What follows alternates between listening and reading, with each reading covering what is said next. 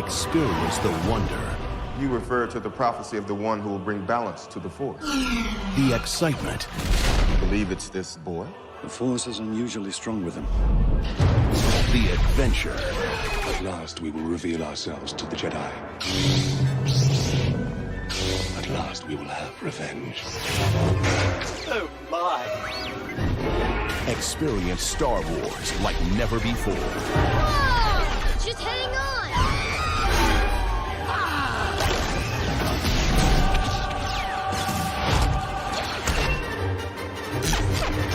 Wipe them out. All of them. Star Wars Episode 1, The Phantom Menace. Hey everyone, thank you for tuning in to Inside the Sequel. You know what this podcast is? It's the hub for those who love sequel movies and talking about them and sharing why they don't get enough love or attention, and we come on to praise them. However, it is the month of November, and much like last year, we thought we would run it back because this is the time of year where people start binging, I feel like, franchises. And for me and my co-host, it's definitely the time where we start binging Star Wars. So it's the official StarWarVember on this podcast season. And I'm your host, Chris, as always. And of course, I have my co-host to go through and navigate Star Wars, the prequel films, through the whole month of November. I have my buddy from the Cobwebs podcast. I have Daniel Epler. Daniel, how are you today, my man? At last, we will reveal ourselves to the prequel haters. At last, we will have our revenge. Tasteful. It's one of the only quotes he has in the whole movie. I think he has 2 lines, and that's his most famous line. Good point. And then, yeah, Darth Maul. I mean, do you remember when Phantom Menace was like the biggest thing, and Darth Maul was like the face of the first movie when it was coming out, like on the merchandising? I do, kind of. So I was 6 years old when the Phantom Menace came out. And the only thing I can remember about my Phantom Menace hype was Darth Maul. Mm-hmm. And I remember like having merch with Darth Maul on it and being really into him. I don't remember my reaction to any other character. And the only thing I didn't like Phantom Menace when it first came out, but I was 6 years old, so don't put much stock in my opinion. And the only thing I can remember for why I didn't like it is there's not really that much Darth Maul, and he doesn't actually do very much. And that was like my main basis for not liking Phantom Menace. He's basically the prequel Boba Fett in a way, where he just stands around and looks really cool. Well, this is the thing, is I went into it expecting Darth Maul as the villain. And I think a lot of people do. I think a lot of people still think Darth Maul is the villain in this movie. But he's really the heavy. Darth Sidious is the villain of the movie. And then Darth Maul is his heavy. He's like Dave Bautista in Spectre. You know, I know you don't watch James Bond movies. That was probably a bad reference, but that's what Darth Maul is. And then he becomes much more of a character in supplemental material after this movie. It's weird because you said the villain is Darth Sidious, but for me, the villain of this movie is definitely like trade negotiations and the failure of a republic in government. That's true, and that's really the main conflict of the movie. You know what? Should we just talk about that? About how this movie is about trade disputes? Because I know a lot of people have beef with that. Yeah, I think we should, because you know what? I think the negotiations have to be short with the listeners, because I'm a big fan of these prequel movies, and I know you are too. And I feel like last year when we did the sequel movies, I feel like other than Revenge of the Sith, most of the people cast out the prequel movies. Yeah, you know, I think when people heard there was going to be a second Star Wars trilogy, they were all like, this is getting out of hand. Now there are 2 of them. And then, you know, Disney basically had to be like Viceroy Gunry, like when he's talking to Queen Amidala. He's like, no, I think you are mistaken. I'm sure everything we've done is perfectly legal through the Senate. I love that's one of my favorite things when one of them's like, is that legal? And Darth Sidious goes, I will make it legal. Yeah. It's definitely a prequel to, there you go, a prequel to when he says, I am the Senate. That's true. He has so many good lines. We're going to talk about Palpatine a lot in this series, and I'm very excited for that. But yeah, this is the thing. This movie I like a lot too. I think it gets better on rewatch every time, because it's just like an easy movie to put in the background because it's such an adventure movie. You get so many. It's the first movie in the trilogy, and it introduces so many characters, but it's still like an adventure movie. And I think that's what works for me because like there's so many locations, there's so many different characters, but also like if you turn it on the background, there's very interesting dialogue going on, and I really enjoy that. There's not maybe as much spectacle as other Star Wars movies, like Force Awakens. There's so much highs in that movie with like the spectacles, like the Millennium Falcon, and Jakku scenes, the escape of the Death Star, all this like really crazy like moments. In this movie, it's very much like action scene, but then it's talking and then like, bouncing around. And it's like, that's why I really like this movie. Cause it's like, I know about it. One, I've seen it so many freaking times, but it's like, I like to hear all these characters talk with each other, explain things and set things up for the next movies. I don't know. I don't think a lot of the Star Wars movies do that. Well, you're right in that it absolutely is a rousing adventure movie. And I thought about rewatching it, how a lot of people criticize it for being about politics and trade disputes and it's boring, blah, blah, blah. I clocked it, including the 20th Century Fox thing and the opening crawl and everything. It takes 5 minutes for Qui-Gon and Obi-Wan to bust out their lightsabers and start fighting battle droids. 5 minutes. Like, what did you need? Like, was that too much for you? I don't know. So like I said, I didn't like it when I was 6. I came to like it as an adult. I know a lot of people don't like it. For a while, I understood why people don't like it. I feel like I've lost that ability by now, and I'm rewatching it now, and I'm like, what on earth do people not like about this? Like, okay, you think Jar Jar is annoying, but I really think it's a really fun, satisfying Star Wars experience that gives you pretty much everything people want out of Star Wars.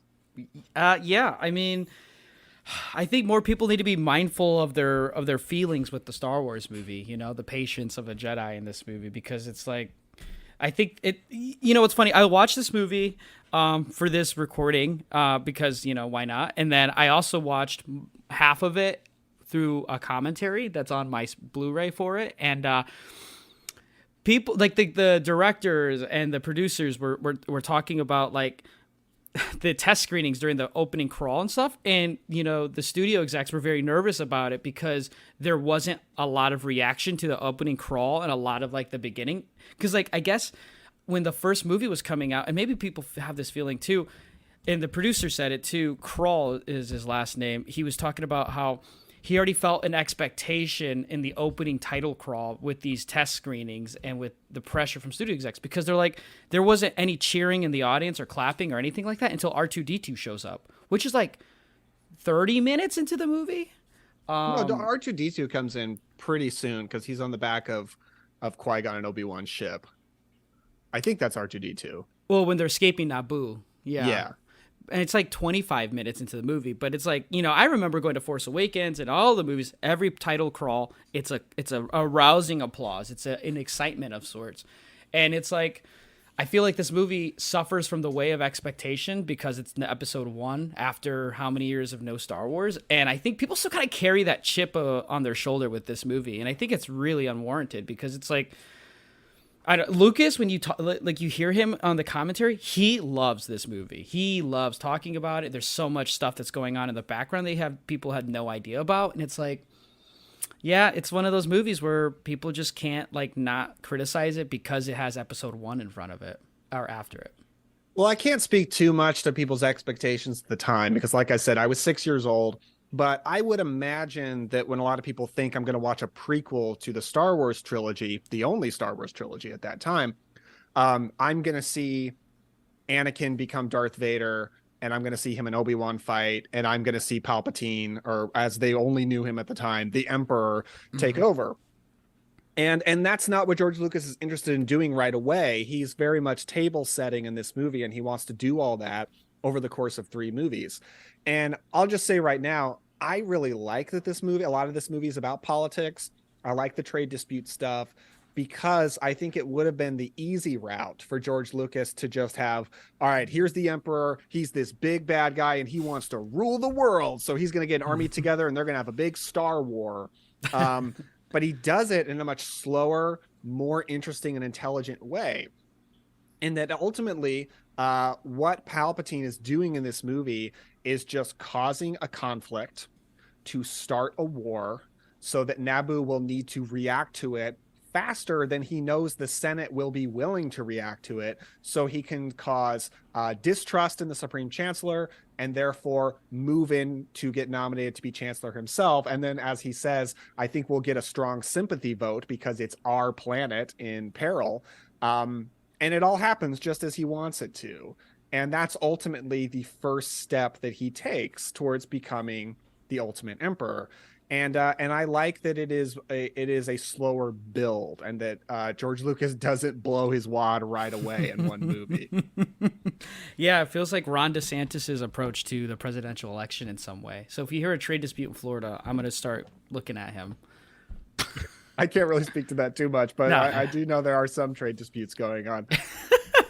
But yeah, you're totally right. I think it's a smart way to build it up. I think when he wrote the script, he already had in place how he wanted the transformation of young Anakin to become Darth Vader. And he does, but his focus isn't just on Anakin; it's on all these characters. And you think about the prequel movies, how much reference there is to the prequels before the prequels even existed, and he has to bring that into life and display all that stuff. I mean, it's definitely not an easy thing to do, especially when it's the world of Star Wars, and when it opens up, I love the opening to this movie because you get your main like stars in the very beginning with Ewan McGregor and Liam Neeson, but then you see like these battleships right in the front. And it's like these things look amazing compared to what we last saw in episode 6. Like with the Trade Federation and all these ships in the background and all that technical aspects of it in 1999. It's like, holy crap, like this movie on its own already is looking really good. And I would think just the spectacle and special effects of this movie for its time would be like more of enough eye candy to like, make people think, wow, Star Wars is like this big blockbuster, big money making machine that can do these kind of really cool special effects that nobody else is kind of doing. And I can't remember if in 1999, if VFX and like all these like special effects and CGI was such a big thing at the time.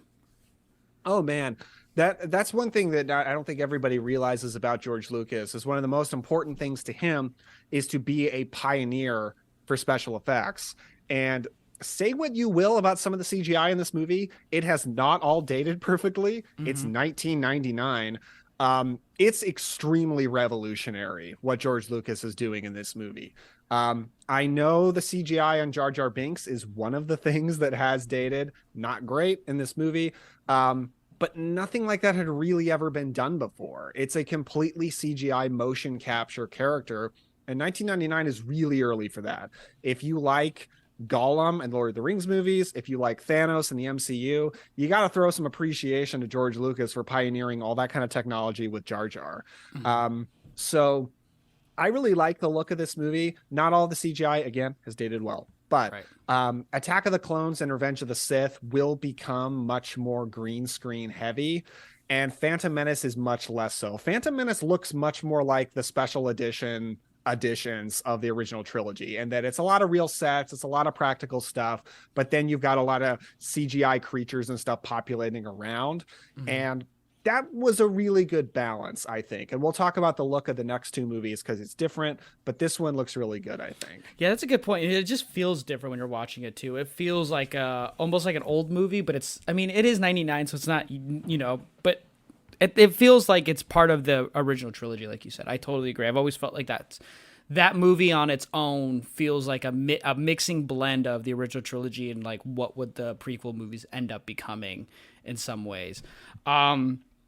Also, what I love about this movie, when it first starts, it satisfies the fans of the old trilogy, and then it kind of gives, like, that star power that Star Wars now has. Like, you have a Liam Neeson actor playing a new character, and then you have Ewan McGregor playing an old favorite in Old Ben when he's young. And I think that satisfies, like, right off the bat, the beginning for fans of like the old stuff and like fans who are excited for this new era of Star Wars. And you get like actors who are relatively known. Like Ewan McGregor, I think he did like Trainspotting before this movie. But I think you're right. Yeah, and then you got Liam Neeson, who did some really good early dramas in the 90s, like Nell and a few other films. Schindler's List, there you go. And, it's like, wow, there's some star power already in this movie. And I think that's kind of exciting in 99 when you're a Star Wars fan. You're like, whoa, like there's some, at the time, like the original trilogy cast weren't that well known. Like Mark Hamill was relatively unknown and such. And it's like, I feel like, when I watch this movie, I get that kind of appreciation, like, like this is like what 3 movies and like fandom has like brought into fruition is like we get a new trilogy with all that. And you kind of can't help but think about like the sequel trilogy kind of doing something similar in that way too, where you get some relatively unknowns, but then you get some super well-known, box office actors in that.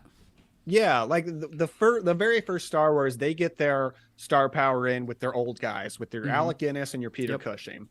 You're right. Liam Neeson brings definitely a element of prestige to this. I heard he signed on to the movie before he even read the script. They were like, "You want to be in a Star Wars movie?" And he's like, "Yes, I want to be in a Star Wars movie. Where do I sign?"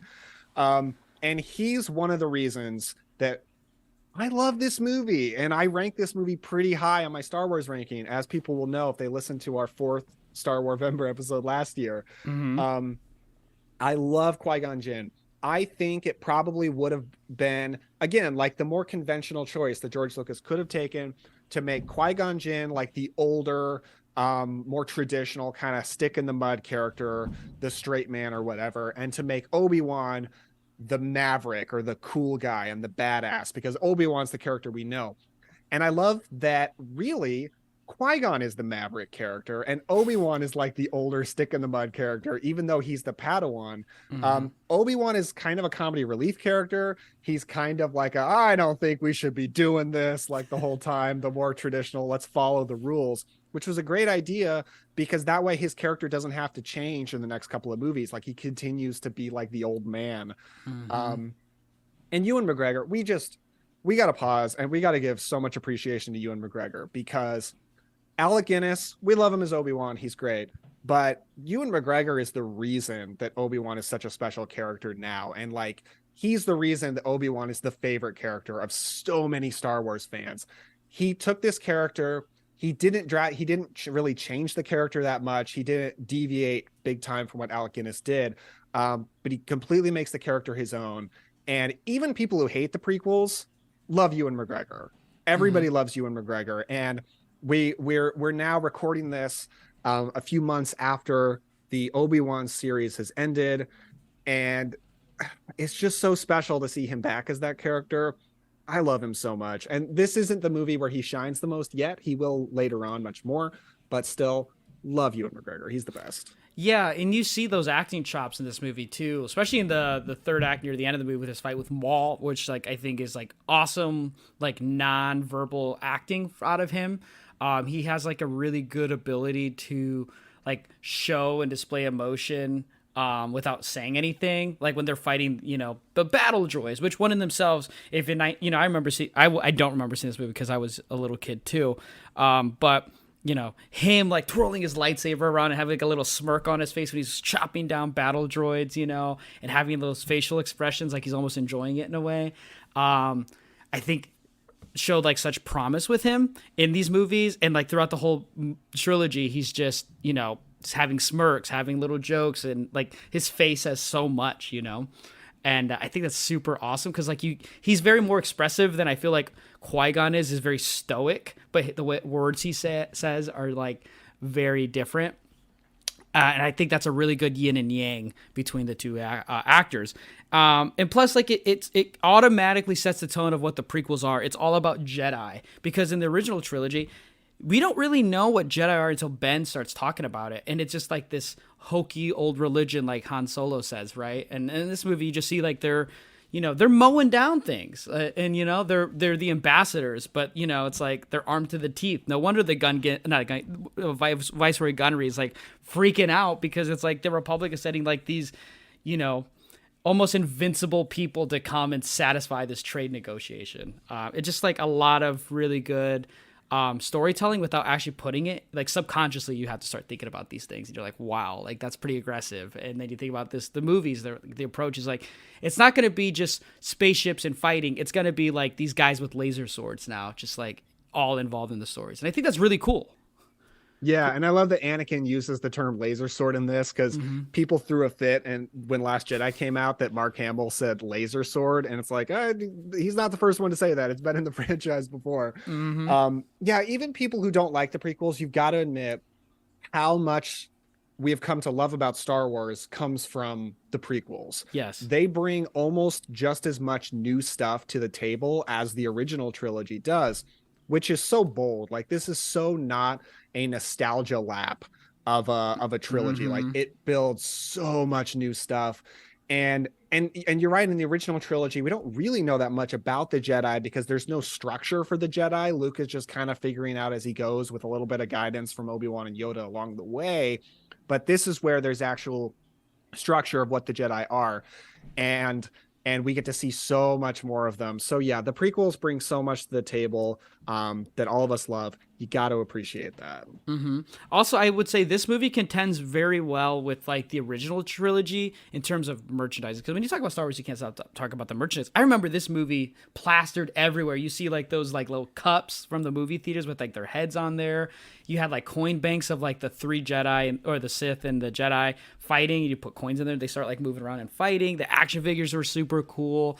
And it's like, I don't know why, but Phantom Menace is always the movie besides like the original trilogy where I think about the merchandising being so heavy and successful and excessive, but like in the best ways possible, you know? Like it just like, this, like I know people complain about like Jar Jar and stuff. It's like, well, Star Wars is here to make fucking money. And they've created these characters that like you want to take home and have as set pieces and stuff like that.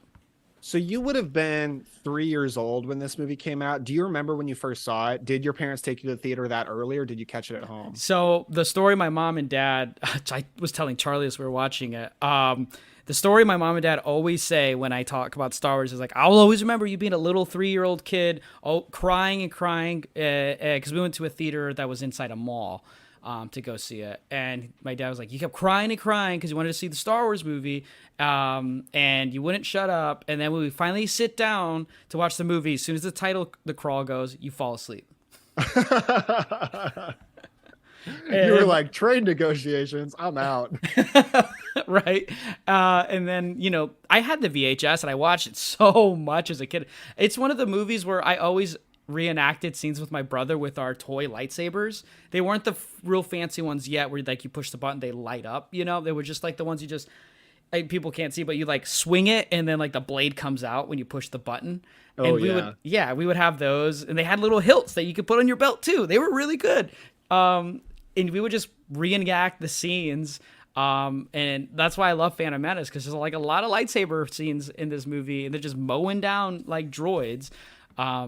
But yeah, that's why Phantom Menace always is kind of like that little bit of like appreciation for it, because it's like the movie I grew up with the most. Yeah, it has so many great action set pieces, which is why I don't get it when people accuse it of being boring. I know also people criticize like the dialogue for being kind of stilted or lifeless or blah, blah, blah. Again, like I don't get it. Yeah. Because I think Liam Neeson carries it so much for me. I love him. Qui-Gon is one of my favorite Star Wars characters. I think Qui-Gon is kind of the ultimate example of what a Jedi should be. And I think his death in this movie is hugely instrumental towards how the Jedi will decline and towards Anakin Skywalker's downfall. Because I don't know if Anakin Skywalker falls if Qui-Gon trains him. Which is nothing against Obi-Wan, but we'll probably talk about it more in Attack of the Clones, but they might just be too close in age and too close of equals. But Qui-Gon is so wise, and he goes against the Jedi a lot in this movie, and he butts heads with the Council. He's not on the Jedi Council. Nope. Because he is so much about living in the moment and listening to the living force. He's not as much about tradition and rules and things like that. He's much more about following the force as you feel like it leads you. And he always, I feel like he always leads with compassion in a way that some of the other Jedi in this movie, like Yoda and Mace Windu, are much more leading with just sort of safety. And like, we're not going to take risks. We're just going to, you know, follow what we're doing already. And we're just going to stick to that. Where Qui-Gon is a much more compassionate person, I think. Mm-hmm. And he's just such a badass. He's so cool. Like, the stoicism works for me so well because it's Liam Neeson and he's always interesting. Mm-hmm. He looks awesome with the green lightsaber. Yep. He's one of my favorite Star Wars characters. He's the best. And I think George Lucas really likes Qui-Gon because he makes him, unlike all the other Jedi, look like a traditional Japanese samurai of sorts, which is his inspiration for the Jedi. And he has like a very Eastern Asian influence in his appearance. Yeah, he kind of has like a Toshiro Mifune from a Kurosawa kind of an energy. Yeah, and the way he talks too. And I think we'll definitely talk about all through it, but this movie is very pragmatic with it, about showing the Jedi as being a problem, but disguised as like an ally for Anakin and for, you know, the good side, the good versus evil. But they're really more of like a roadblock, and a stubborn roadblock for a lot of good people in this movie, because like you said, Qui-Gon is, you know, very progressive and very, very forward thinking and trying to, you know, get the Jedi to do something, because really most of this movie, they don't do anything. And for his wise and being on this council, they're very stubborn, and they you know what I mean? Because it's like they're all talking about being embedded in tradition and doing like what they need to do to keep the council going and, you know, keep facilitating peace.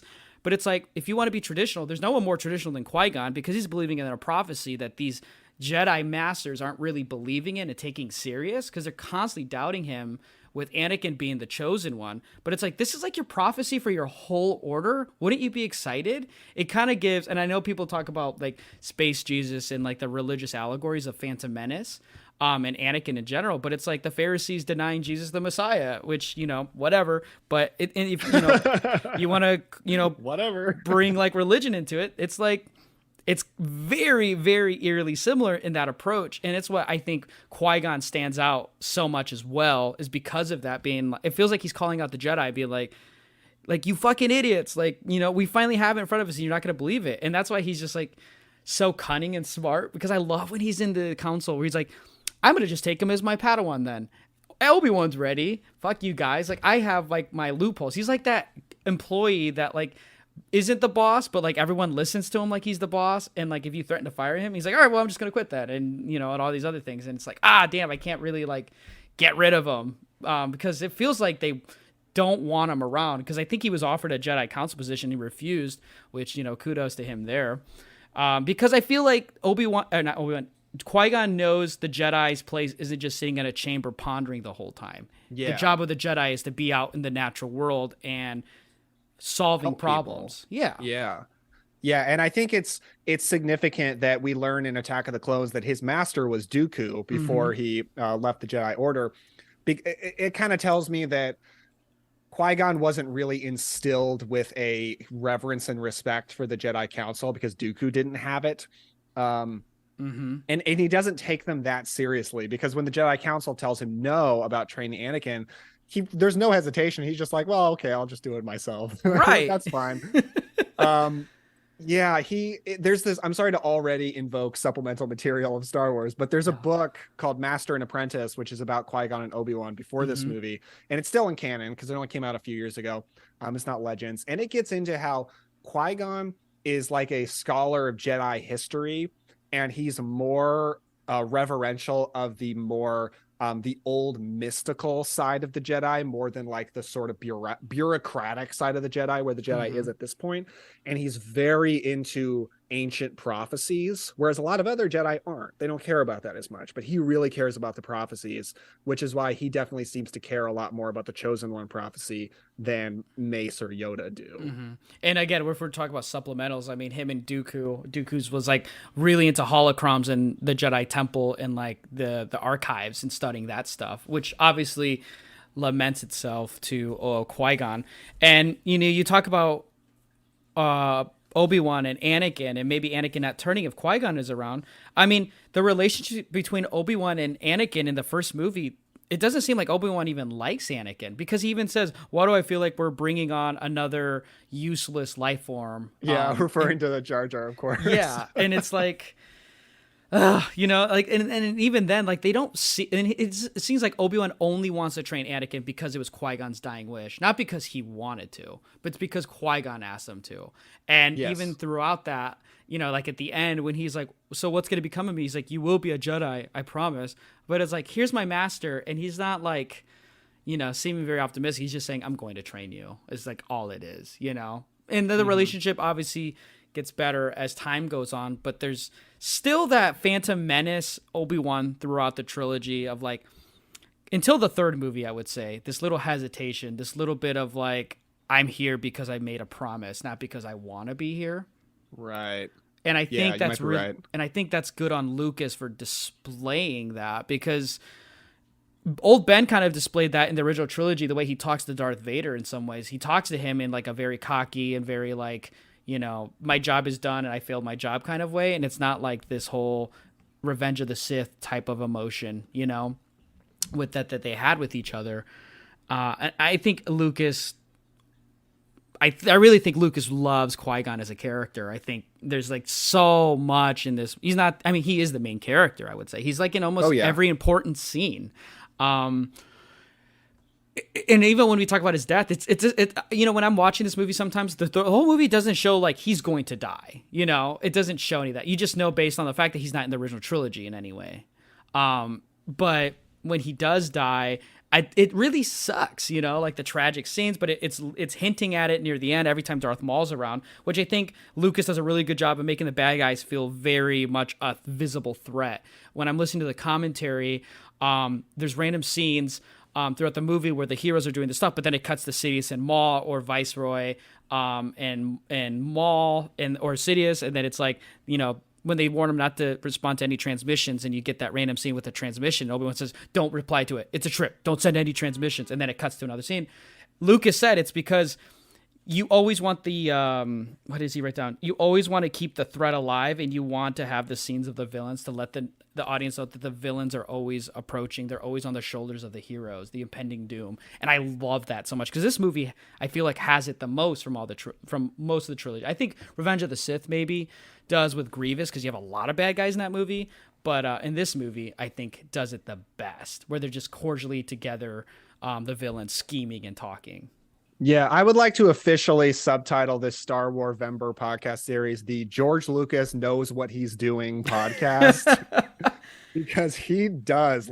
It is heartbreaking how much people picked on George Lucas during the prequel era and acted like he was stupid or something when he created this universe. He knows what he's doing. And I feel like this movie is just masterful place setting for the trilogy and for the universe, because other than the fact that he puts in a lot of fun action scenes and a really cool looking villain and such, it feels like there's almost no attempt to appease fan expectation whatsoever. Like, George Lucas knows what he's doing. He knows what this universe is, and he's just going to give it to you, and he's going to place set in this movie. And he's not going to give you the fall of Anakin. He's not going to give you the Emperor taking over. It's these little steps towards that. And you're right just making Obi-Wan a grumpier character who's not that interested in Anakin or in training Anakin is masterful place setting to where this is going to go, and not starting them at a great relationship. It's so good. Oh gosh, there was something I wanted to discuss about this movie. Oh, should we just, I feel like we put it off long enough. Should we talk about Jar Jar? Let's talk about Jar Jar. All right. Because what do you think he's about pretty, Jar Jar? He's early on in this movie. I think he's funny in a lot of scenes. I think, like, for someone who's like the casual viewer of Star Wars, I think they might enjoy Jar Jar. At times he's kind of annoying and a little lame for like the fans who want, you know, the star fighting and the lightsaber fighting. You know, Jar Jar plays that integral part that Star Wars always has, where it's like it's an alien world. It's a movie about aliens and robots and stuff. And you have this sentient being that's kind of comical in some ways. So yeah, he doesn't look great, but like, you know, how many times have I said, you know, to Charlie throughout the movie, or in general, I've always thought like, ha, woo, or like, you know, like saying like these like Jar Jar-isms in a way, and like him shooting his tongue out in the middle of a conversation, like Qui-Gon grabbing his tongue.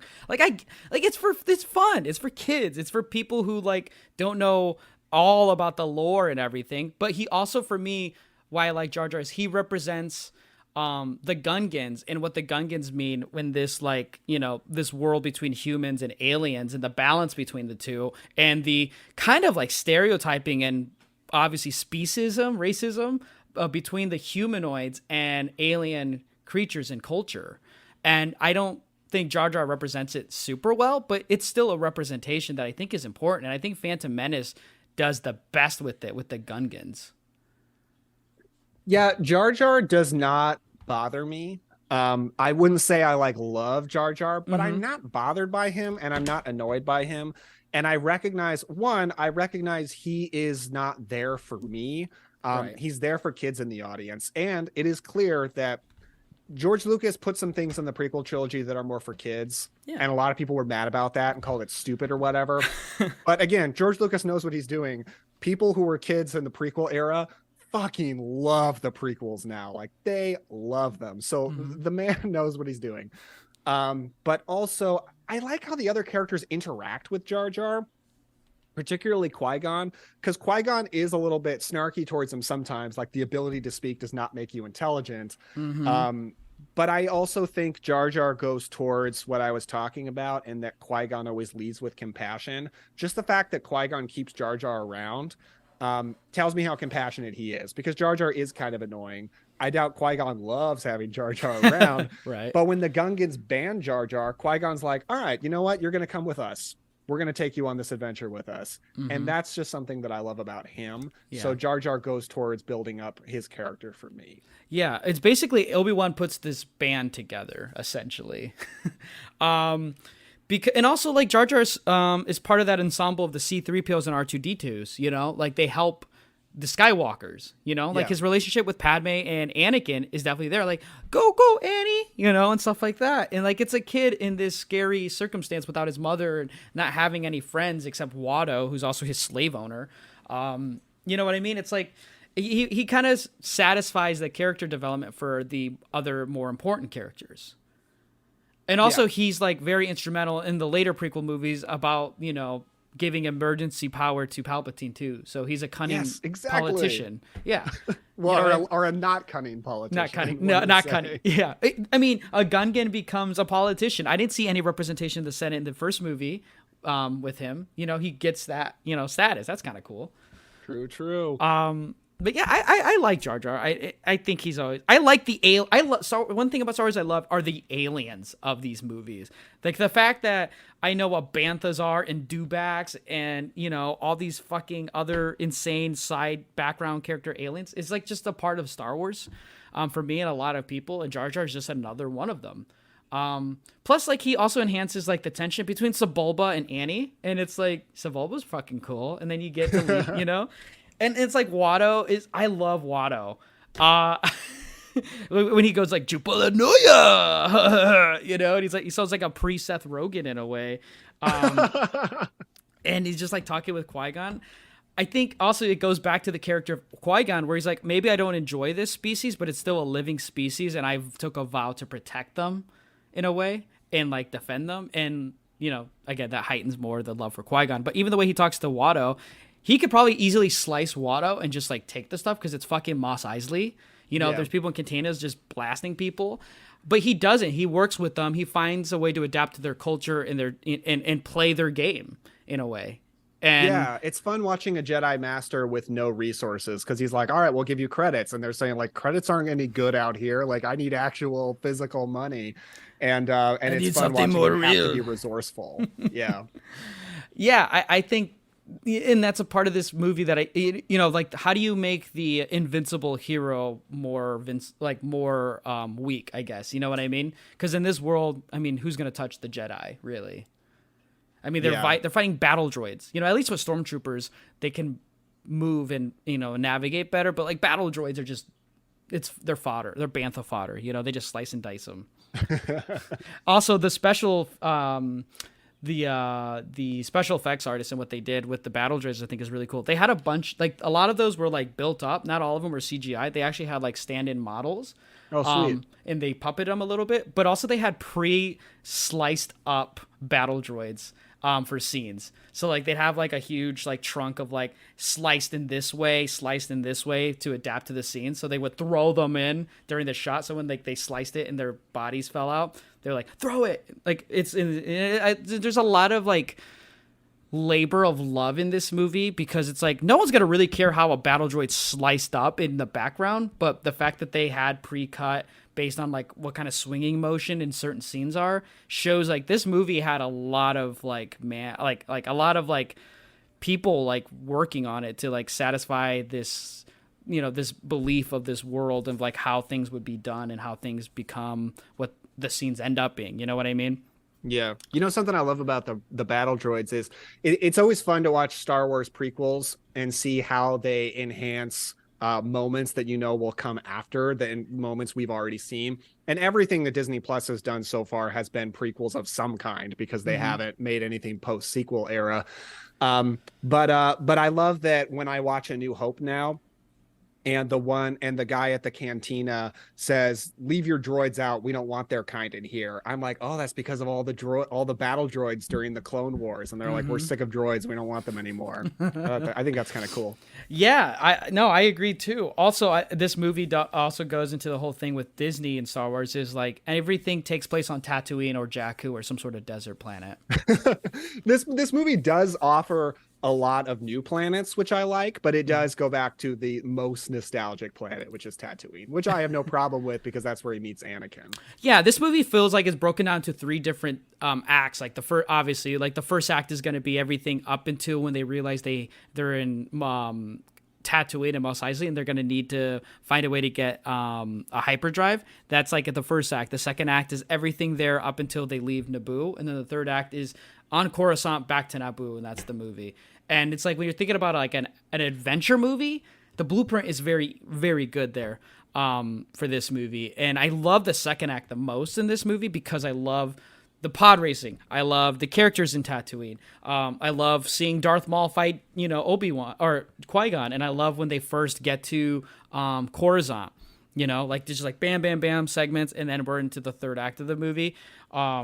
I think the second act is the strongest in this one because there's so much going on. And the fact that, you know, pod racing is in this movie, like what the hell is pod racing? But then Qui-Gon knows what it is. Very fast, very dangerous. You have to have the cunning skills of a Jedi to complete one of those. And then Anakin goes like, well, I'm the only human that can do it. You know, and like I love that little like interactions like between these characters. And I think Jake Lloyd is awesome in this movie. I know people hate That's what Jake I wanted to Lloyd. ask you. I love Jake Lloyd. I mean, granted, like I love him in Jingle All the Way too, and he's iconic with his quotes in that movie. But in this movie too, he's just so great. And I'll blow you up, boo. And you know, like without Anakin, also you don't get C-3PO. Like he's like instrumental in this first movie in like getting so many like iconic characters later on that we would get, and we get to see the origins of them.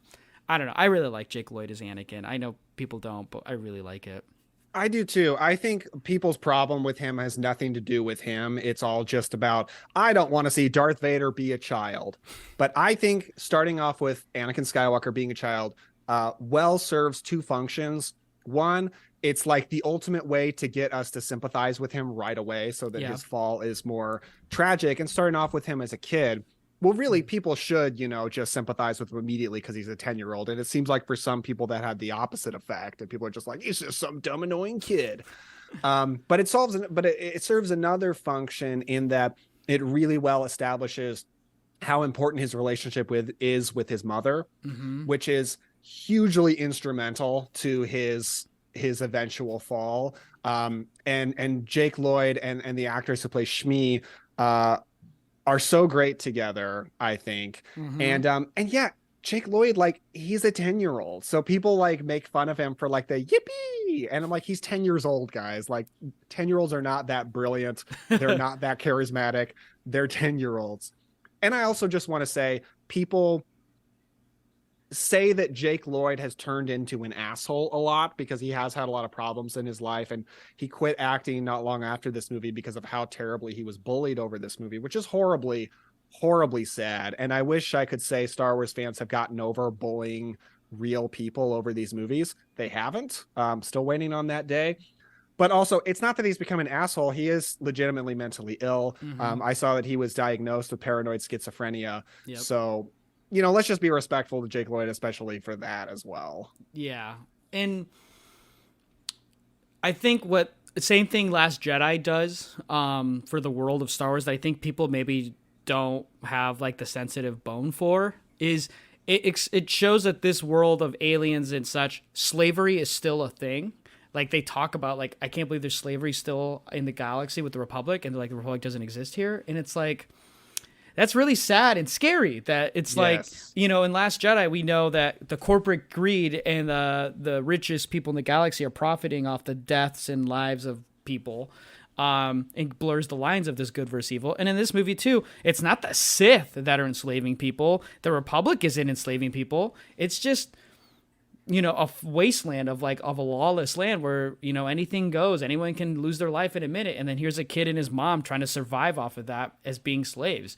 And I think that brings a very real element and sympathy to the character and just like the world of Star Wars that I think people overlook. And again, like I said, like Last Jedi really I'm glad that Last Jedi brought that back to the forefront, because that movie and the first movie, episode 1, really no other Star Wars really kind of covers that.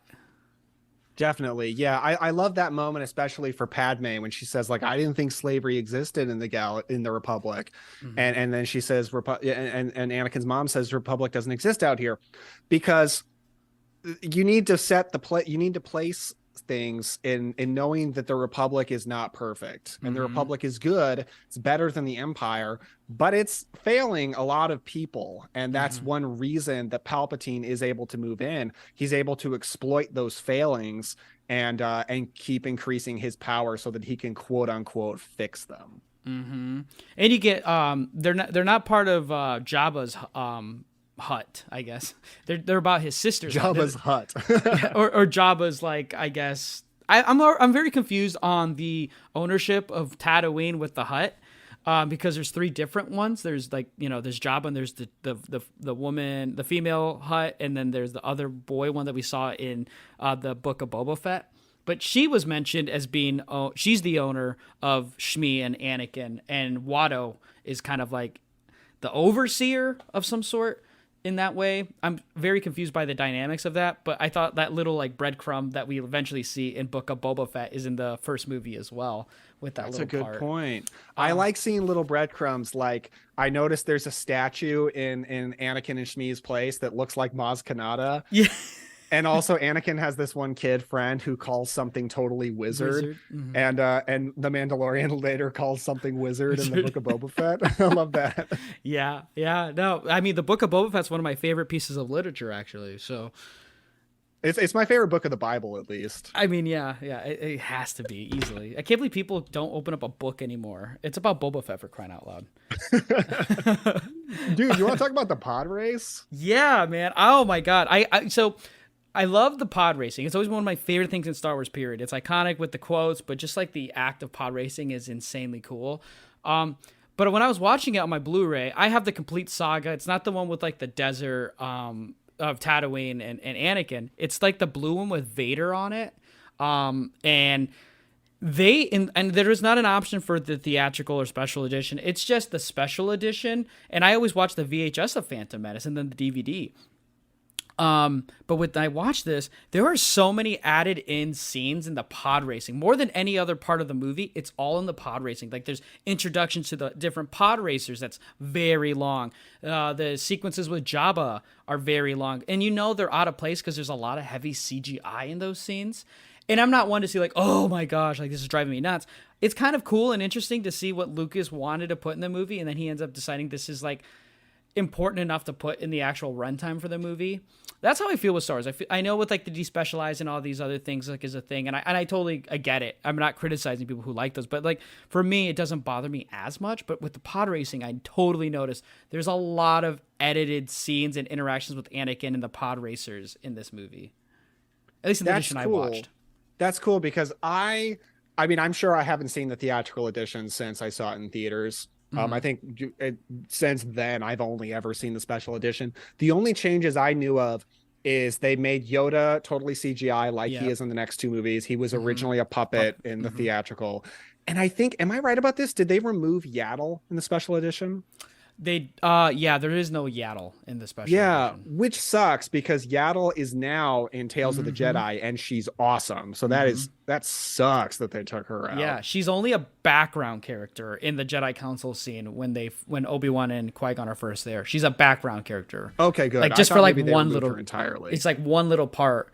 But other than that, there's no other scenes of her. There was more, because that's how Yaddle grew as like a conversation piece besides Yoda, because he wasn't the only species there. There was two others. There's the pinkish Jedi, and then there was Yaddle.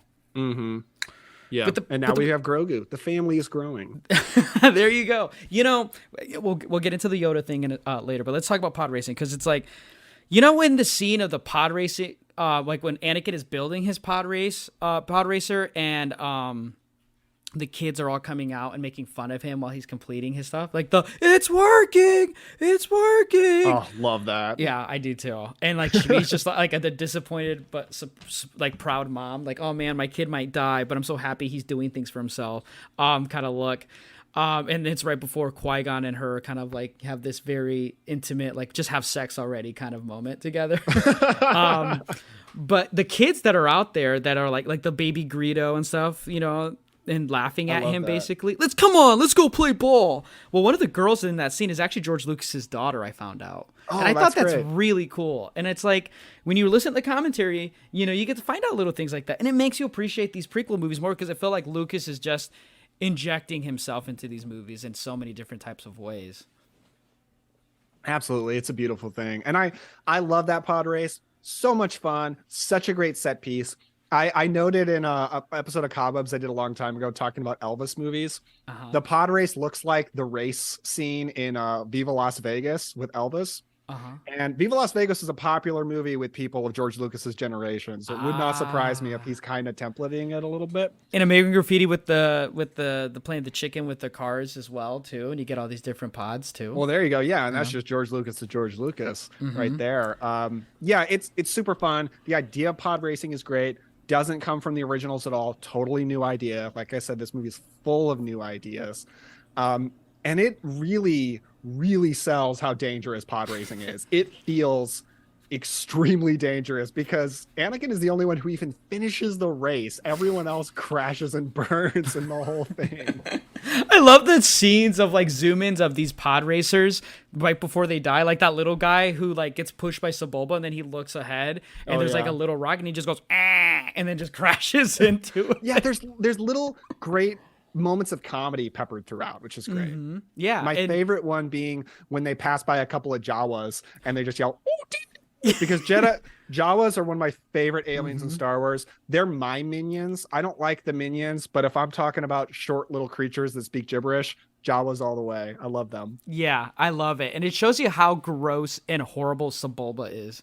Like, we don't know much about Sebulba other than like he's like bullying Anakin and Jar Jar, but he's like, you know, he's like that one guy you always bet on fights to win, you know, like the way Watto and Qui-Gon have this bet. Also, I must have been too dumb or naive early on to understand how gambling worked, because like I always was confused on like the Watto and Qui-Gon betting, but like the first bet, I'm like, that's a very sensible bet. Why does Watto hesitate and just go deal? You know, it's like that's a win-win easily, like bet, like. But then like the second bet, the bet on top of a bet where Qui-Gon just comes by chance and goes, I'll take in on that bet about Sebulba winning and then to free Anakin. It's like, that's dicey. That's a really, really good little scene before the race about getting that second bet. Yeah. And just the betting is another example that Qui-Gon is willing to do what it takes to be resourceful to get the job done, and that I'm sure gambling is not looked favorably upon in the Jedi. I'm sure like Mace Windu would have been like, I'm not doing that. But Qui-Gon, he does what it takes, and he's willing to bend Jedi rules in the moment to be able to help people. Another thing I love about him. Yeah, and then with Padme being like, you Jedi are far too reckless. If the Queen knew about this, the Queen trusts my judgment. You should too. And she goes, you assume too much. Yeah, and it's like, oh, if you later on in the movie, you know, you kind of get why she says that. I love that little doppelganger switch in this movie too. I think it works really well. Yeah, we do got to talk about Padme for sure. Yeah, and you know, did you know? I didn't know how old Natalie Portman was until this rewatch. how old she was for the Phantom Menace. She was 16 or 17 in this movie. And yeah, if you it came out when she was 18 at least. Yeah, and if you apply that rule of logic to Anakin, because eventually their relationship in this movie, and what it becomes, I used to think it was really weird, but it's like it kind of is more, because I think Anakin's supposed to be like 10 or 11, I think. Jake Lloyd was 10, so I think Yeah. he's supposed to be 10 as well. Yeah, so it's like the age gap isn't as crazy as some people think. Like, is there a romantic part of it? No, I think she just, sees like this young boy without a mother and wants to help him. And then it blossoms into whatever it is. But I that's one part of the movie, because I remember always thinking, that's so creepy and stuff. And I'm like, it's just an age gap that's not super crazy, and it's in this world of like hokey religions and aliens and stuff. You know what I mean? Yeah, it's not a big deal to me either, because so she's 18 when the movie comes out. I believe she's supposed to be 15. So that makes it like a 5-year age difference. In the next movie, like she's 25, he's 20. In Revenge of the Sith, maybe like he's 25, she's 30. It's not really a big deal at all. And it's not like they have sex in this movie, guys. Yeah. Like at all. There are a couple of kids who meet and they'll fall in love later in life. Are you an angel? It's like, is this so? Like, I like how they have angels and it's like not religious like that. It's like they're just an alien species that the deep space pilots get to see from time to time. You know what I mean? I kind of like that small little interjection. I felt like it's like a middle finger where it's like angels aren't just tied to the Bible. It's like also just like an alien species. Yeah, like I think they live on the outer rim over here. Blah blah blah. It's fun. Yeah. But Padme, man, just like the doppelganger switcheroo thing, it makes you see the movie so much more different once you realize what's going on. And it makes you, for me, Padme is awesome as a character in all the prequel movies, but in this movie especially, being as young as she is and also being queen and dealing with all this political bullshit that's going on with her planet. Really respects her more, especially in Attack of the Clones when she's talking to Anakin about when she first became queen and all the pressure that she had. And in this movie, she's putting herself in straight danger and like strategizing and stuff. She definitely shines through a lot in this movie. Yeah, I love Padme. I recognize the execution of her in the prequel trilogy is not always perfect.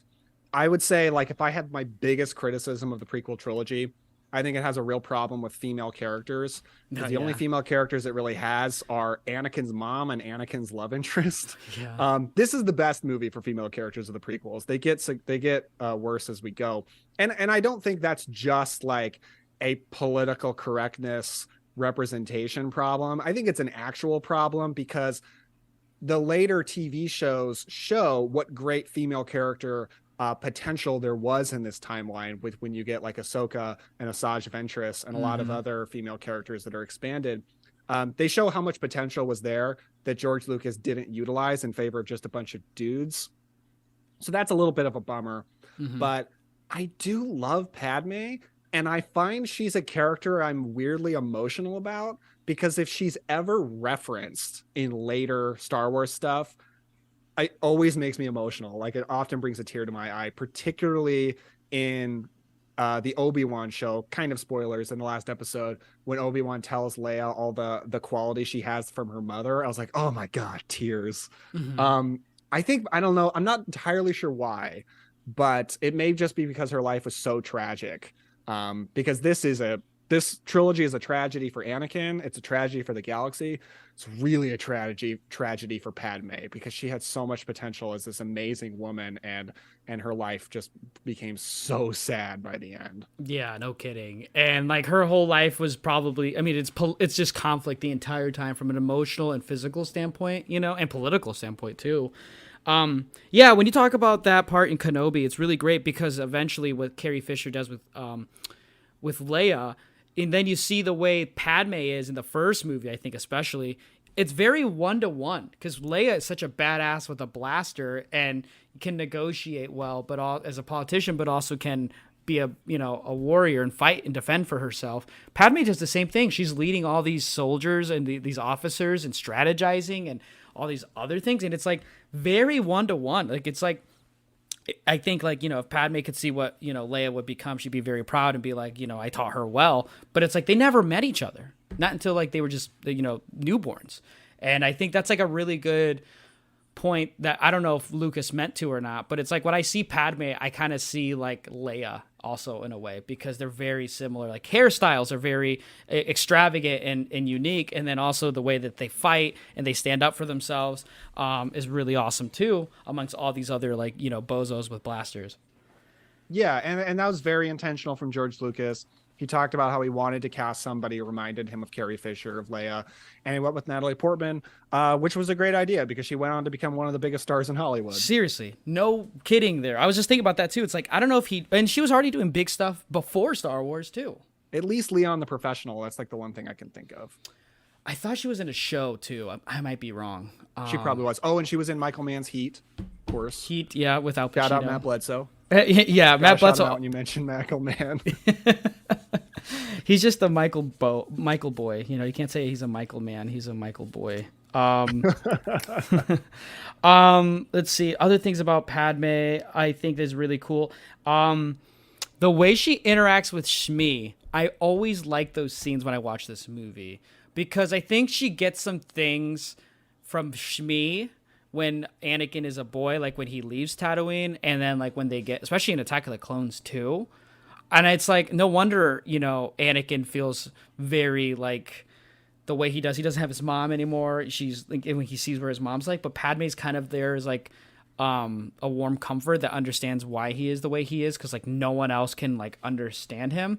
And I always think that's really good in the first movie, having them to interact with each other so much. And it kind of came by accident, because if Padme didn't go, like you know, Captain Panaka says the Queen wants her handmaid there, and Qui-Gon's like, no, we don't need any orders from the Queen. It's like, if Padme wasn't there, you know, obviously you don't meet Anakin, but you also don't know how to empathize with him and how to connect with him in that sort of way. If he just showed up on the ship, you know, like, would there be a connection? Would there be an understanding of who he is and where he's coming from? Because I don't think anyone else knows about Anakin being a slave or anything like that, except the people who went to Tatooine and interacted with him.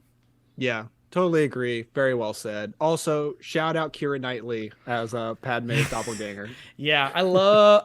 It's so fun watching this movie and knowing is like, oh, that's not Padme. That's not Natalie Portman. That's not Natalie Portman. Yeah.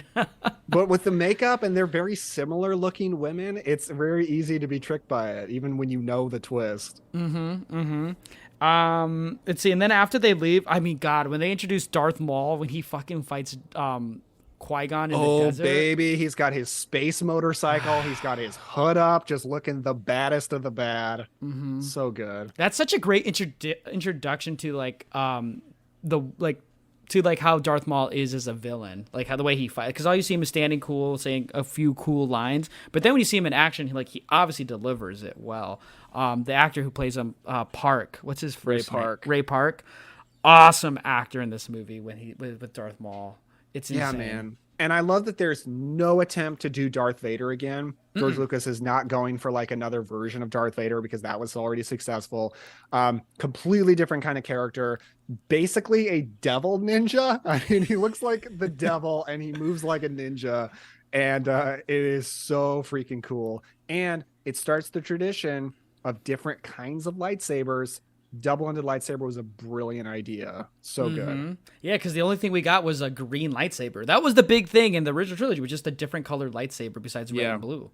And I love how Luke gets a green lightsaber, and then to start the new trilogy, Qui-Gon has a green lightsaber too. Absolutely. I love a green lightsaber so much. It just looks better. I don't know. For me, it just does. And they're a little rarer. There's less green lightsabers than blue. Mm-hmm. What do you think? Because Tatooine was such a pivotal scene with the midichlorian thing. Oh, man, I want to talk about this. Yeah, people get pissed about the logistics and like all that other stuff. I mean, I don't matter. No, it doesn't. But it's just a really interesting detail for the prequel movies, is like how they detected Jedi when they're young and then just take them from their families because, like, you know, their blood is just a little different. You know, they're just literally built different and literally built different. But it's like, but then real quick, but Qui-Gon goes like, I'm surprised like no one detected this midichlorian count, else we would have scooped him up a long time ago. It's like, you just admit we would have kidnapped your kid a long time ago if he was in our radar. Yeah, that's a whole other discussion, is how ethical is it of the Jedi to take people when they're tiny little children, when even 10-year-old Jake Lloyd is supposedly too old to start I mean, in Empire Strikes Back, Yoda says Luke is too old, but he's like 20. So it's Yeah. like, okay, like maybe they start when they're like, 16. No, apparently they start when they're like 5. Yeah. That's my pretty big weird. my big annoyance is the more I watch the prequel movies with Yoda is the more I start to resent Yoda. Because he's the wisest of all the Jedi, the highest midichlorian count before Anakin. And more than one time as Jedi came to the Council and Yoda talking about the potential fall of the Jedi and just disregards it. And it's like, Yoda, buddy, I know you're smart and all this shit, but like, when are you gonna like wise up and like, you think you can see through the future and stuff, and like these people who have these visions are telling you these things that are of impending danger, and you just disregard it and you just never go on with it. You just like, I don't know, as wise as Yoda is and how much power he has, he really doesn't do anything and is very instrumental to the fall. Because like you get Qui-Gon, you get Dooku, you get Master Sifo-Dyas, and when we talk about him with the Attack of the Clones, and then you get Endo Corvo with the new Fallen Jedi video game that came out. These 4 amazingly intelligent and respected Jedi are telling them about the fall of Jedi, and Yoda just, well, maybe not. Maybe you should be more mindful of your thoughts and keep them to yourself. You know what I mean? It's like, how much love and championing can we do for Yoda? Because he's really kind of a big problem. Yoda's not perfect, and he never has been.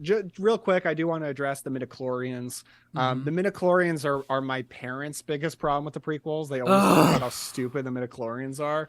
For one thing, if you listen to George Lucas talk, the midichlorians are incredibly important to George Lucas, very important to the lore of the Force. And number one, a misconception about the midichlorians: they do not give you superpowers. No. They are living organisms that are in all living things and are more attracted to people that have more of the Force. So people who have more of the Force have midichlorians because of their attraction to that, and the midichlorians communicate the will of the Force through someone. It's like a symbiotic relationship. I think actually Qui-Gon uses the word symbiote. Yeah.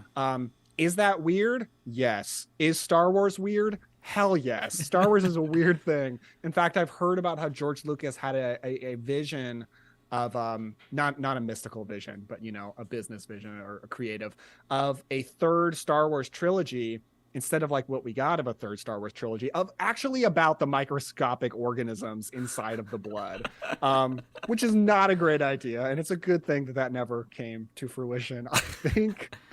But the midichlorians are not a big deal. It's just, and the idea of the Force being in the blood, being somewhat genetic, is not a new idea. It's in the original trilogy. Obviously, Luke and Leia are strong with the Force because of their father. That's very clear. So while the Force can be for everyone, and the Force is for everyone, it is in some ways genetic. There's just no denying that. Right. And is the issue that midichlorians are the explanation for what may give the Jedi their power in like determining who's a Jedi and who isn't? Or is it because Anakin doesn't have a father and he was conceived by the Force in these midichlorians? Which is weird. I still, that's one choice I'm not super on board with. It's way too Jesus-y. It's way too explicit with a Christ metaphor. And that's one thing about this movie. It still doesn't work for me personally. It feels anti-religion because it uses religious aspects and stories and parables and details from the Bible. But then it's like the Jesus character becomes the devil or becomes evil, Yeah, it's a weird one-to-one. Yeah. Yeah. But then it's like it doesn't, I mean, but then you see in Last Jedi, which Rian Johnson executes perfectly, I think, is like, yeah, like the midichlorian determines, but literally anyone can have midichlorians. It doesn't have to be a bloodline. It doesn't have to be all these other things. Look at it in the prequel movies, all these different types of walks of life and alien species that have the midichlorian and the ability to interact with the Force. I think even Yoda's species is is particularly more Force sensitive. That's not canon anymore, I think, but I think there were some books that explained that that's what it seems like. At least. Like the race of, I forget what his race is called. That's why they live for hundreds and hundreds of years and then are super wise with the Force. It's an interesting way to explain it, because it'd be really weird if it's just this oddly natural phenomenon of these people bending gravity to their will. Yeah, and to talk about Yoda a little bit, because you touched on him. Yeah, Yoda's not perfect. I think he does make several mistakes in this trilogy, and we'll talk about more in the next two. But he has to be imperfect because he has to fail. That's where this has to go, and he has to exile himself. Obviously, I mean, in Empire Strikes Back, he has exiled himself. It has to be some kind of self-punishment for mistakes, and he does make mistakes. And yeah, he is too set in his ways and set in risk aversion and bureaucracy, and that's what Qui-Gon is not, and that's why Qui-Gon has to die, because I think that does make way for the fall of the Jedi.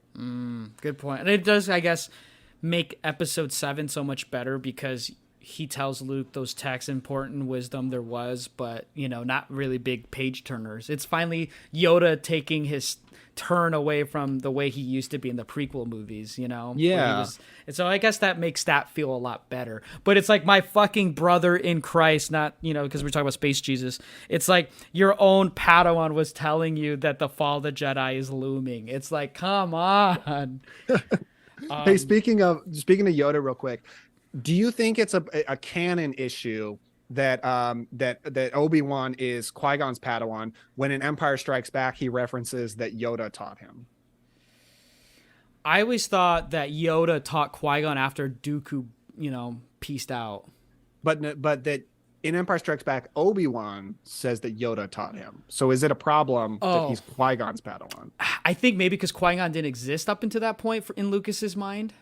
And obviously Obi-Wan did learn from Yoda how to communicate with the Force, and eventually in the end of Kenobi, spoilers, how to communicate with Qui-Gon. That's a great point, because I've always thought it's not a problem, because it seems like in Attack of the Clones, when we see Yoda training a bunch of younglings, that I think Yoda trains all of them to a certain point, and then they go off with their own master. So I think even though Obi-Wan is Qui-Gon's Padawan, he still learned from Yoda, and you're absolutely right that after Revenge of the Sith, he learns from Yoda as well. That's how I've always thought of it when it comes to the relationship with Obi-Wan and Yoda, because their relationship in Revenge of the Sith, which we could talk on in later episodes, it's a very, I like that relationship, the interaction between the two, because it's the most, because it started off very rocky with him and Yoda in Phantom Menace at the end of the movie. You got a problem with CGI Yoda, or do you think about the puppet version of him like I do when I was a kid? I still think about Yoda being the puppet. I remember visually how he looked and how he walked and stuff like that. I really like that. I'm not one of those who are like, oh, the CGI is horrible. But when Yoda and Phantom, that's one of the things I like about Yoda when I was a kid, was him being the puppet, just like he was in the original trilogy when I was a kid. I don't have a strong enough memory of Puppet Yoda in Phantom. I need to go ahead and YouTube those scenes. I do prefer Puppet Yoda when it comes to like Empire Strikes Back, and also in Last Jedi, that's Puppet Yoda. Yep. Definitely prefer Puppet Yoda. But I also recognize Puppet Yoda is not entirely realistic proposition when it comes to Attack of the Clones and Revenge of the Sith, because he has to fight, he has to get into the action. That's a lot harder with a Muppet. So I recognize that they kind of had no choice, especially by those two movies. Really off. I just really remembered earlier we were talking about pod racing. Did you recognize Warwick Davis in the crowd with Wada when they're watching the pod racing? Yeah, I he's love in that. Solo as well. I love when he makes extra cameos. For some reason I was thinking about him in Willow, and when I watched it, I was like, oh, that's awesome to see Warwick there. Absolutely. But yeah, when they're in Coruscant, or Coruscant, you know, is how they call it sometimes. Chancellor Valorum. You know, I kind of enjoy watching him in this movie more now, because I've watched Superman 2 and he's General Zod. And when I see him as Chancellor, I want him to say, Zod has spoken, you know? And then you get to the political aspects, and then you see these different species like the Viceroy, people saying like, this is an outrage, we need a vote and stuff like that. And then talk about how there's never going to be a quick solution. It's going to be, you know, it's corrupt. The Senate has failed everyone, and it's all bureaucrats, and basically what the U.S. government is like now and stuff like that. On top of the Jedi as well, you get introduced to a bunch of later on Jedi like Ki-Adi-Mundi and Mace Windu and stuff. There's a lot going on Coruscant. It's like almost like, I always think it's exhausting going through, because there's so much important stuff and introductions there that I feel like Lucas could have handled a little bit better. But the stuff on Coruscant, because you also get Padme talking to Jar Jar about the relationship with the Naboobians and the Gungans, and like her plot to just go back, and then like, you're watching what Sidious is trying to do, and then you see what the Jedi are saying. There's a lot of stuff going on Coruscant. Definitely. And by far my favorite thing about Coruscant, Ian McDermott as Palpatine. I love Palpatine in the prequel trilogy. And like I've said before on the last thing, I don't love him in Return of the Jedi. I think he hadn't totally found the character yet, but by the prequels, he's so good. I kind of love that this movie never explicitly makes it clear that he's also Darth Sidious. By the way, all of his names come from this movie, Palpatine and Darth Sidious. In the original trilogy, he's only referenced as the Emperor. So that's cool. Even though he's the Emperor, as if you're paying attention, he's Darth Sidious. But I kind of like that they never make that clear. I like at the very end when Mace Windu and Yoda are disrespectfully having a side conversation during Qui-Gon's funeral. Ugh. They're just like, oh, but there's always two Siths, so what's the other one? And then it pans over to Palpatine. That's a cool little thing. But he's so good in this because he's got that Emperor energy as Darth Sidious, but then he's just this nice politician seeming guy as Palpatine, and that duality that he brings to it's really, really great. I love how he's like presenting this Chancellor Valorum is in the pocket of these bureaucrats, and that we need a stronger Supreme Chancellor that's going to actually make some changes. A part of me thinks, yes, that's probably necessary, but also at the same time, it's very like cutthroat politics for him to gain power. He's playing chess when everyone else was playing checkers, and I really like that element of Palpatine. Because like if you watch the original trilogy, he's just the Emperor, you would not think about like how devious he was to get into power. And it feels weird when you see the transition, because it's like, especially in Phantom Menace, I kind of enjoy his character. I'm like, here's a happy-go-lucky politician who wants to do right with his planet, you know? He seems nice. Yeah, when he shows up, I remember when he was sitting in the theater, I was 6 years old, but when he first shows up, I said, a surprise to be sure, but a welcome one. Yeah, even then, right? What's your midichlorian count out? Pull your pants down.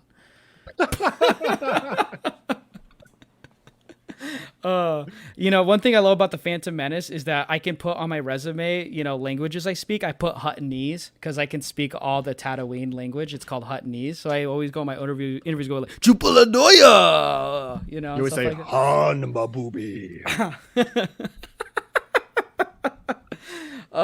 Never forget, Biz Fortuna is in Phantom Menace as well. Oh, nice. Yeah. Oh, yeah, that's right. He is. Very nice. But yeah, when they get back to Naboo, God, that the action set pieces with the Gungans and in the palace, and then the Duel of Fates, honestly, very underrated. Anakin going and fighting in the Starfighter battle. I really like that part of the movie. One thing I don't love about that part, to be honest, is so much of his success in that is chance. He's just like, I'll try spinning. That's a cool trick. And then just sort of stumbles into blasting a bunch of bad guys, which we've already established how great a pilot he is, at least with a pod race, that I don't feel like we needed to. I heard some people talk about this in a podcast once, and they talked about how maybe they couldn't actually have a 10-year-old fly up and just murder a bunch of people in a war, just blast them all. So they had to like make it an accident that he's successful in that battle. That's a good way. I was just thinking it was because I thought he was kind of doing like a little middle finger, a little like, thing to Qui-Gon when Qui-Gon says, stay in that cockpit. And then the cockpit goes. Great. And he's like, well, Qui-Gon did say to stay in the cockpit. That is good. I feel like that's him being a kid, like a rebellious kid. And he's knowing what he's doing because he's telling R2 to get off this autopilot because it's going to get us both killed. That's how I have always looked at that part. And also like the part when he does like destroy it and the pilots go, we did it, and then they're like, look, one of our own in the hole, and then they're just I just like that part. And then you get the Western guy going like ee hee hee, and it's like all right, getting a little too Western for my liking there. I think the Gungan part is my least favorite part, but I still like the parts with like the Miso no have a booby. Yeah, take this one, and they're like throwing those blue balls at droids. It's the only part of the movie where the droids actually feel menacing. I do love the third act. It continues the Star Wars tradition ever since Empire Strikes Back, at least, where you have multiple different kinds of battles going on in the climax. A New Hope's kind of the only one that just keeps it to one kind of battle. So you got three different levels. You've got the space battle, you got the ground battle, and then you got the intimate lightsaber fight. I really enjoy it. I think it's a really rousing conclusion to the movie. The Gungan battle is so ripped off by Avengers Infinity War. It looks exactly like the ground battle in Avengers Infinity War. And the Wakandans are like used exactly the same as the Gungans are used in this. That is one thing. When I first rewatched the prequels a few years ago, like for the first time since I was a kid, I was like, man, Marvel has just ripped off the Star Wars prequels like left and right. No kidding. Also, it's like I respect the Gungans because they know. I like what Qui-Gon goes, there's a problem with your plan, Padme, because a lot of Gungans might be killed. And then like Big Boss is like, we ready to do our part and stuff like that.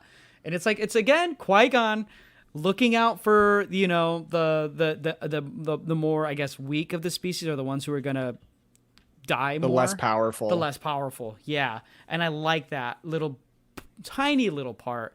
And all Obi-Wan says, like, if you like fail, you know, he'll come back with a bigger army and stuff. Like, wow, thanks to deflate the morale, Obi-Wan.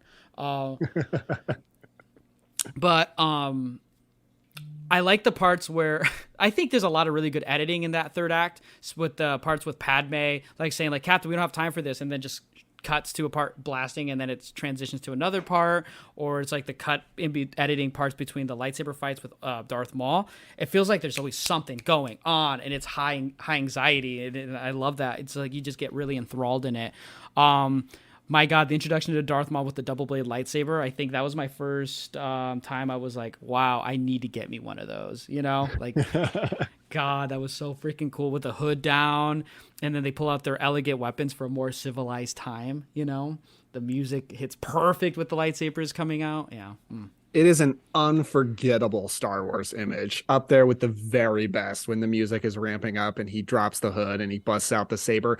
And in the first scene, his first lightsaber fight with Qui-Gon, he just uses one end of it. We don't know it's a double bladed, and then it comes out on the other end. So good. That really is one of the best lightsaber fights. The prequel trilogy is great for lightsaber fights, and that one is amazing. A lot of times when you have, I notice in movies and action movies, when you have one character versus multiple characters, the multiple characters will kind of like take turns coming at the hero or the villain, whoever's fighting alone. It doesn't really make a lot of sense. It works perfectly in this movie because it really does look like Qui-Gon and Obi-Wan are really going at this guy, and he's holding them back perfectly alone. And I don't entirely know how it works or why it works, but the force shield thing that automatically keeps popping up is a great way to, one, pause for tension to build, and two, to get some one-on-one fights in there. Yeah, that's a good point. One thing I noticed with this fight between them, there's not a lot of cuts. There's a lot of like just there's a transition into this part of their fighting section, and it just you see Obi-Wan and Qui-Gon running towards Darth Maul, and he's fighting them off even more, and he's backing in more. Also, this fight, more than any of the other fights in the prequels, or maybe even I think until the sequels with like Rey and Kylo, there's like a lot of physicality to the fighting. It's not just cuts and jumps and flips and fighting of the blade. There's kicking, there's punching, there's pushing off. And there's like, it feels like an actual like fencing of sword fighting and martial arts mixed into it. Or not martial arts, but like just like brutality. Like how many times does Darth Maul kick or hit and then Qui-Gon like backhands Maul when he falls down, and you see them jumping, and it's like, I don't know if there's a lot of stunt doubles in those parts, because like I think the prequels were famous for a lot of Ewan McGregor doing a lot of his own stunts, and both in like the I didn't write down his name, but the I forget what the title is, but the choreographer for the movie. In the commentary I was listening to, Liam Neeson and Ewan McGregor are in that commentary with them, and they talk about like the physicality of doing these roles, and Liam saying, you know, a lot of the roles that I did, if there's action sequences, I probably wouldn't have wanted to do them. But he said because the director of the choreography was awesome and very careful with everything, I felt comfortable doing a lot of my own scenes. And same thing with Ewan. And Ewan eventually would do like basically got like a sword mastery certificate because of how he was in the prequel movies later on. They look legit. They look like they all literally took forever choreographing how they would fight each other with these like these sticks to turn them into lightsabers. It's so awesome to see that, because the background knowledge is they're literally fighting each other. There's no like stunt double in a lot of those scenes in this movie.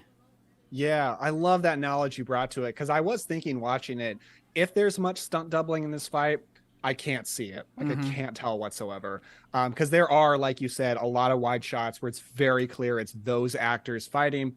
It's great that they got an actual stuntman just to play Darth Maul, because the flips he's doing are incredible. Again, he's Devil Ninja, which is fantastic. And after Qui-Gon dies, when Obi-Wan is filled with like some rage and he's going at Maul really hard, that's almost like the best an actor has ever looked with a lightsaber in this trilogy. Like, I cannot believe how incredible Ewan McGregor is in that one-on-one fight. Yeah, and we don't even know about like what is it, like the hatred and anger that goes towards sword fighting or with lightsaber duels, but later on the prequels talk about like, not using so much rage, or like when, Dooku or even Sidious, like, I could feel the rage going through you, and like Luke Skywalker with Vader in episode 6. I feel that kind of feeling with Obi-Wan and Darth Maul after Qui-Gon dies a little bit. I mean, he's so aggressive. He busts like the second part of Maul's double blade, and I'm like, wow, that's really badass, but he's like not chilling at all. Like there's no pause. He's just so aggressive towards him. I really like that part of the fight because it just feels really unhinged. Yeah. One point of aggression I love from Maul is when the force shield pops up between Qui-Gon and Maul, and Qui-Gon kneels and meditates, and Maul is just pacing like a guard dog waiting to strike at him at any second. That is a great visual. Yeah, I love that. It feels like Maul is really getting off on this fight throughout the whole thing. Like when he's backing up, it seems like he's grinning. And when they do like the superhero, like that, like it feels like the Marvel, like, zoom in on the hero like moments, or like Snyder eventually would do like that cool hero pose parts. This fight has a lot of like zooming in on the actor, like, there's Qui-Gon, then there's Obi-Wan, then there's Maul, just like their face on screen, cutting to each other's face. I really like that part. You don't really get that in the sequel movie or the prequel movies. You only get it in Phantom Menace. Phantom Menace just offers a lot of great things that no other Star Wars movie does. And Maul and Qui-Gon are a couple of those things. Let me ask, how do you feel about Maul in like Star Wars cartoons and like supplemental material and such? Yeah, I think a lot of the Clone Wars stuff that I really am, I kind of do this thing where I think everyone knows, like, I watch clips from movies that I like randomly, and like a lot of the Clone Wars, I just watch a lot of the scenes or watch just the episodes that Maul's heavily in the Clone Wars and then in Rebels as well, and they're fucking amazing. Like, I already loved Darth Maul being the Crimson Dawn in Solo, but like watching him in Clone Wars and stuff, and the way he talks and the way he acts, it's just like he's definitely one of the best Star Wars characters, because his story and his arc is so fleshed out and has so many ups and downs, and his interaction with the bounty hunters and Bo-Katan and stuff like that is very cool, and it like elevates the Phantom Menace almost a little bit more for me, because like, yeah, he dies, but there's so much more to come, and it's kind of crazy to think that there's some people who just write it off as like he's just in this movie and that's it. Yeah, he has become a better character in supplemental material. There's this one Star Wars podcast I really love. It's called Force Center, and they talk a lot about how Star Wars, especially the movies, are all about tip of the iceberg storytelling. They'll just give you a lot of little things. They'll reference things. They'll have characters that don't have much to do, but the iceberg will be uncovered in future things. And they always say, like, to keep that in mind when a character, like, say, Captain Phasma, doesn't have a lot to do in a movie. Just wait, tip of the iceberg. And Darth Maul is a great example of that. I haven't watched a ton of Clone Wars because I honestly don't love the Clone Wars show, so I've been going through it like slowly. Okay. I do really love Rebels. I like Rebels better personally, and Maul is incredible in Rebels. He's a main villain for a lot of it. He has a very interesting relationship with Ezra, and I just love how Maul, again, he just seems like the ninja, the heavy in this movie, but he's revealed to be a very intelligent character, and I love his British accent that he has, because he looks like a demon, but then he talks like a very intelligent British man. Love all that, and I love that so much of Star Wars is about Sith and redemption, and like, Darth Vader is redeemed at the end of his life and such. There's a lot of dark side redemption, and Darth Maul is a character who leaves the Sith and hates the Sith, but does not leave the dark side, and is still a ruthless bastard who just hates the Jedi and the Sith as well, and that makes him a unique character. Yeah, that's a good point. And it's an you talk about like how the way he carries himself and his demeanor. If Darth Maul, he's from Darthamir. Like that's his species. That's his, where he comes from. And they're very, very combat driven. They're very much like the Spartans of the galaxy. And the way he can compose himself and act a certain way almost makes me feel sympathetic for him, because like his natural way of life, like I'm assuming Sidious probably kidnapped him or took him from his family or from his, because he has a brother, what's his name? Savage and Opress. Yeah, that's it. And he's a lot more of a brute. He has like a very sophisticated time, but he's more brawn than brain at times, and Maul is more the brain. But it makes me feel sympathetic that the Sith betrayed him, or something super tragic that we don't know about before Phantom Menace had taken place, for him to become the Padawan or the or apprentice for Sidious. And it makes Sidious feel more cunning and ruthless and scary, because then what you see how Maul changes, and how Sidious realizes that he's more of a competition in the Clone Wars as a rival Sith, and mows him down basically, and he becomes tragic, and he's trying to find himself in this crazy universe. It makes me feel very sympathetic for Maul, because it's a very tragic, like you said, ending to him, with him finally fighting Obi-Wan again in Rebels. But yeah, I think that's one part I think of Maul. Like I didn't know that, like the tip of the iceberg part of it. I really enjoy that. I mean, we get that with Kenobi and Rebels, and even with Jedi Fallen Order, with like Vader and his how he fits in this world post Revenge of the Sith. Yeah, absolutely. Very well said. But yeah, other than that, I mean, I'm trying to, I love the part, like before we finish it up, but I love the part where Obi-Wan and Yoda are talking, and they're discussing the fate of Anakin, and then you hear the tragic Vader kind of music playing when he's like, "Your apprentice, Skywalker, shall be," and you kind of hear that little part of it. There's a lot of really great like loose ends tied, but like also stuff to feed into the prequels later on in Phantom Menace. I think it's a really great setup movie that also satisfies a lot of the inter problems of that movie. Yeah, I've heard some people say, when you watch Star Wars, just skip the prequels entirely. Oh my gosh. Screw that idea. But Yeah. some people say, like, just skip Phantom Menace. Like, just jump in with Attack of the Clones and Revenge of the Sith. That's all you need. And I think that is so horribly wrong. I mean, for one thing, Phantom Menace is an awesome movie. I don't know why people don't think it is. There's so much great action. There's so many good characters. It's so much fun. But also, it sets up for the entire saga so well, and there's so much important stuff to be mined from it. And a lot of the stuff that gets pulled on, even in the sequel trilogy, there's stuff that's pulled from the Phantom Menace. Like there's reference to it. There's kind of like parallels with it as well. I mean, you hear Qui-Gon in Rise of Skywalker, telling Rey to feel the Force. And he's also, is he the first Jedi to live within the Force, to become a Force ghost, if I remember, in Kenobi? Like he was the one who was able to unlock that secret. How he was able to, I'm not sure. Maybe because his connection to the spiritual world that way. So, yeah, maybe so. I love that ending to Kenobi with seeing Qui-Gon asking him what took him so long. I love that part. I went into that show, like one of the main things I wanted is I wanted Liam Neeson back. I wanted a Liam Neeson cameo. Very glad we got it.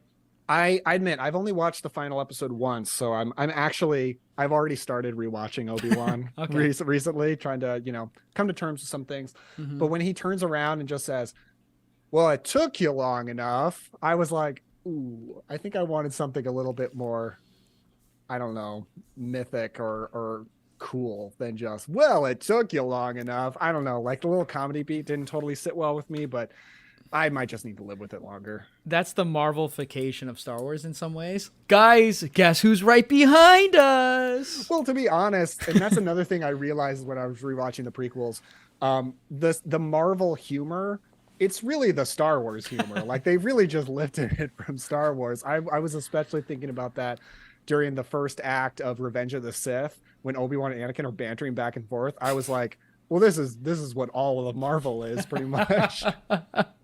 But it's weird that because it's a Star Wars property or a title, people are going to criticize it more than with Marvel doing it. You know, that's so weird. Yeah, I think Marvel was like the pretty new toy for a long time, but it's not anymore. And I feel people really turning on Marvel at this point. Mm-hmm. It feels weird, not fear. I don't know how to really describe the emotion of when I watch we're going to be rewatching the prequels, but watching Phantom and thinking this is a Disney property now. It feels weird. Or that's the only word I can really think of. I don't know, because like, I guess I don't know. It just feels like so before corporate Disney, you know, because it was all Lucasfilms, you know. Yeah, it is a little weird that Disney owns Star Wars now, but I have to admit, we talk about this. I love the Disney Star Wars stuff. Yeah, I mean, they're great. Yeah, I do think Lucasfilm, they seem to be doing their own thing. Star Wars doesn't feel the same as all the other Disney stuff. I feel like especially Dave Filoni is keeping the magic with Star Wars. Yeah, that's pretty well said. Plus, but then you also got to think of other things, like the literature and like the video games and stuff like that. I love like the old school like Star Wars video games when it was LucasArts, but like I mean, Jedi Fallen Order and the Star Wars Battlefront games, the new ones, I really enjoy those, and they definitely elevate like the world building even more. Yeah, I'm not a big gamer. I haven't played a lot of the Star Wars games. I played some, but Jedi Fallen Order is by far the best Star Wars game I've ever played. It's amazing. It's probably one of the best. And the story part, because like for me, I was taking my time because I was like digesting and trying to follow the story. And when I finally beat it, I was like, oh, and like the ending of that is just basically like the ending of Kenobi, which is really awesome to see as true. well. It makes me really enjoy kind of like the world building that Disney's putting a lot of effort in. You know what I mean? Like we're getting a lot of side character shows, and I think that's really cool. I think some people get annoyed that we're getting so many like off-side characters like Andor and stuff, which I'm excited to go through, like as a prequel show. But it's like it's not like they're making like the Watto, limited series on Disney Plus. You know, it's not like we're getting anything like that. Like how does Watto become this crime underlord in some way? It's something like that. I don't know what the big deal is there. Yeah, I only recently started Andor because it kicked off in October, and I'm not watching it in October, so I'm watching it in November. Only 2 episodes in. I like it. It's a lot more serious and grim than a lot of Star Wars. People have sex in it. It's very unusual for Star Wars. I mean, obviously people do have sex because people have children, but it's not referenced. It is an Andor, so that's interesting. I like it so far. I'm only a couple episodes in. I've heard it gets really, really great though. So I'm looking forward to diving deeper into it. Yeah, me too. I'm excited to get through it too, because you get Diego Luna, who's like a pretty big star doing his own show. That's pretty cool. And he's a great actor. Yeah. But all right, do you have any last things you want to talk about before we get going on this then, Daniel? No, I mean, I'll just say the only things I really don't like about this movie is I don't care for Anakin being immaculately conceived. Yeah. And I don't like the fart joke, the Opie farting in Jar Jar's face. Other than that, even like the dumb Gungan jokes that I know aren't necessarily for me, I'm a big fan. I think it's a really, really fun blockbuster. I think like if every blockbuster were as fun as the Phantom Menace, we would be sitting pretty every time we go to the theater. We really would be. For me, I mean, I share the same things. I think it's a little odd, but this movie just kind of gives me a lot of everything that the original trilogy gave me in Star Wars, and then adds a lot of new elements to it that I think are executed really well. I think on rewatch, finally, I think it's going to jump up on my ranking of the movies, because it still feels so different from the prequel movies, and feels more attached to the original trilogy in some way too. So yeah, I think on rewatch and talking about this, I feel a lot better about the movie more, and also remembered a lot more. The fact that I remember that they added scenes from pod racing, and I'm like, God, Chris, how many times have you watched this fucking movie that you actually remember this from years ago? But yeah, I'm really happy with this movie. I think people need to really give this movie another chance, and I think they need to touch some grass while they watch this movie too, and realize it's Star Wars. Yeah, project it in your backyard, touch grass while you watch Phantom Menace. Ooh, that would be kind of fun. It'd feel like, I mean, Naboo is basically Earth. Like, you got to care about Naboo for crying out loud. Absolutely. And they also have the undersea people Black Panther: Wakanda Forever, and Avatar: The Way of Water. That's very in right now. Ooh. That is very in. But yeah, other than that, Daniel, hey man, thanks for hopping on. I'm excited to go through these prequel movies with you. Absolutely. Always happy to talk Star Wars, man. Yeah, I can't believe that people had to listen to us talk about Psycho, and now they're going to hear us talking about Star Wars prequel movies. It's like, I think the internet likes us before we give our exodus out of Twitter. Yeah, will Twitter still exist by the time we post this? Maybe, maybe not. We don't know. We'll see. Mm-hmm. We'll let the Senate decide. But other than that, Daniel, hey man, where can people find you? I know everyone knows, but just in case new listeners are just tuning in for their annual StarWarVember listen, where can we find you? Take a look at the Cobwebs podcast on all those podcast apps.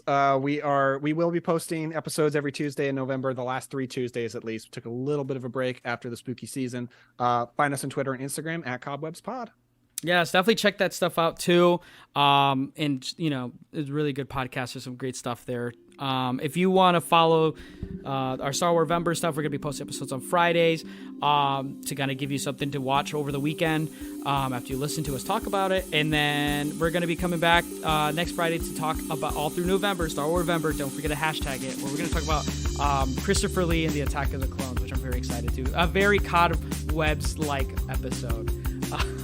But other than that, Daniel, thanks for hopping on, man.